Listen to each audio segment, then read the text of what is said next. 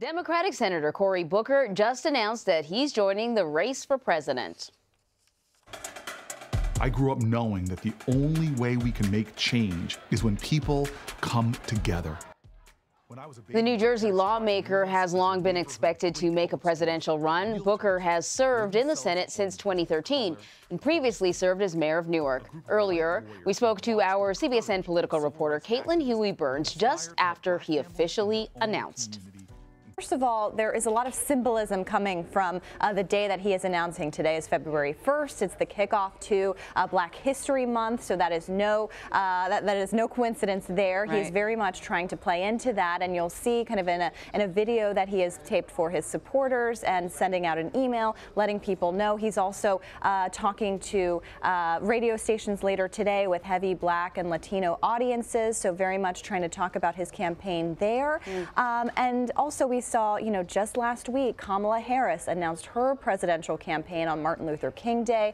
So that means that Cory Booker is the second African-American candidate to enter this race. And that's really important in this Democratic primary because South Carolina is going to be a huge primary state. It's going to go fourth in the cycle, and that's where a heavy African-American population can help shape the outcome of this race. So look for those two to be competing heavily in South Carolina as well as around the country. That is very interesting. Remind us of his background. He was the mayor of Newark. He was the mayor of Newark, and that's kind of how we know him, right? Yeah. He was a prolific tweeter and social media user.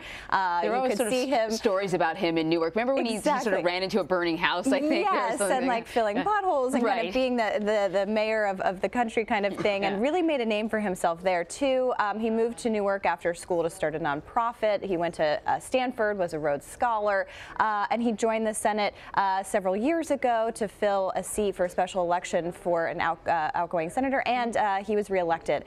So he has been in the Senate for several years now and has kind of made a name for himself there on the Judiciary Committee. Remember, just last year he had that I am Spartacus moment in the Senate during the Kavanaugh hearings. And so he has become kind of a national figure, and we'll be very interested to see kind of how this plays around the country. I have been talking to folks in Iowa who said that he had a really great reception there several months ago when he was campaigning for 2018 candidates in the midterms. Remember, he was kind of traveling around the country. He got a good reception in New Hampshire, and of course he was just in South Carolina last week on Martin Luther King Day. So we'll see how this goes, but they are certainly in this for the long haul because he announced a presidential campaign and not an exploratory committee. So he's jumping right in and getting started today.